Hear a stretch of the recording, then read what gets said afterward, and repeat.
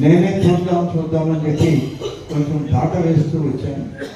ఆయన ఇప్పుడైతే కూర్చొని కాగితం నా చేతిలో పెట్టి సంతకం పెట్టు, లేకపోతే ఏదైతే నువ్వు బావు నేను బాగున్నాను. కాబట్టి ఎందుకంటే లక్ష్మీనరసింహస్వామి గారు ఆయన ఆ మాట అన్నాడు, ఆయన ఈయనలో ఉన్నాడేమో మనకు తెలియదు. అది ఏదైనా చేసేటువంటి ఏంటంటే లక్ష్మీనరసింహస్వామి వారి ఆలయం కూడా పురాతనమైంది, అది కూడా రిపేర్లు వస్తున్నాయి. ఆలయ పునర్నిర్మాణం జరగాలి. ఆ ఆలయ పునర్నిర్మాణానికి ప్రభుత్వం నుంచి మీరు మంజూరు చేయండి తప్పకుండా. దీనికి భక్తుల తరఫున, పాలకవర్గం తరఫున, ఈ నియోజకవర్గ ప్రతినిధిగా మేమందరం కలిసి మేము కూడా మా భాగస్వామ్యాన్ని అందిస్తాం. మీరు అనుమతులు ఇచ్చి దీనికి నిధులు మంజూరు చేయండి అని చెప్పి రామకృష్ణ గారు కోరారు. వారి కోరిక తప్పనిసరిగా ఇది నా బాధ్యత.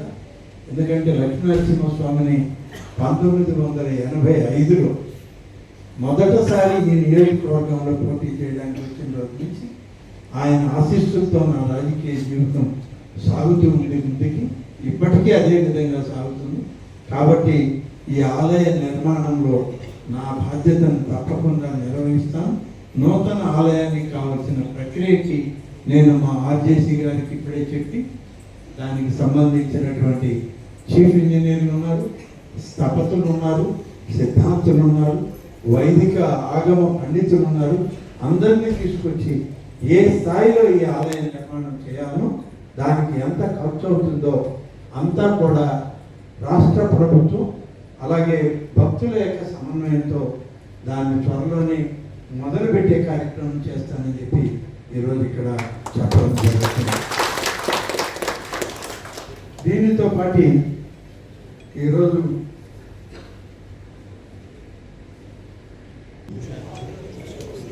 గౌరవ వెంకటగిరి శాసనసభ్యులు శ్రీ రామకృష్ణ గారు,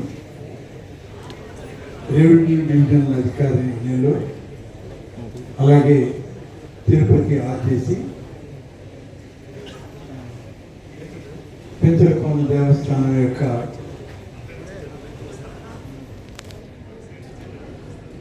ఇవాళ ఎఫ్ఏసీగా నియమించబడినటువంటి ఎండోమెంట్ అసిస్టెంట్ కమిషనర్ గారు, కమిటీ ఏదైతే ఎమ్మెల్యే గారు ఈ ఉత్సవాలకు వెంటనే పాలకవర్గం లేరు, పాలకవర్గం కావాలని అడిగారు.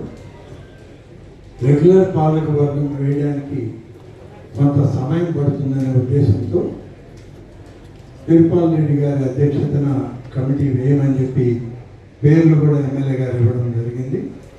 వారు సూచించిన పేర్లతో మరి పెరుసల లక్ష్మీ నరసింహస్వామి బ్రహ్మోత్సవాల ఉత్సవ కమిటీని నిన్ననే నామినేట్ చేసి రాత్రి ఆదేశాలు ఇచ్చి ఇక్కడికి రావడం జరిగింది. వేదిక మీద ఉన్నటువంటి సభ్యులందరూ ఉన్నారు. వీళ్ళందరూ కలిసి రేపు ఈ ఉత్సవాల్ని ఘనంగా చేయాలి. ఇక్కడికి వచ్చిన సందర్భంలో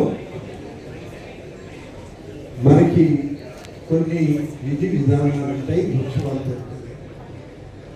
గతంలో ఆ విధి విధానాల్లో కొన్ని తక్కువ ఉండొచ్చు, కొన్ని ఎక్కువ ఉండొచ్చు. కానీ ఈరోజు ప్రతి ఒక్క విషయాన్ని ఆచితూచి అడుగు వేసేటువంటి ప్రభుత్వం ఇవాళ మన ముఖ్యమంత్రి చంద్రబాబు నాయుడు గారి యొక్క నాయకత్వంలో నడుస్తుంది. నిన్న దేవాదాయ శాఖ రాష్ట్ర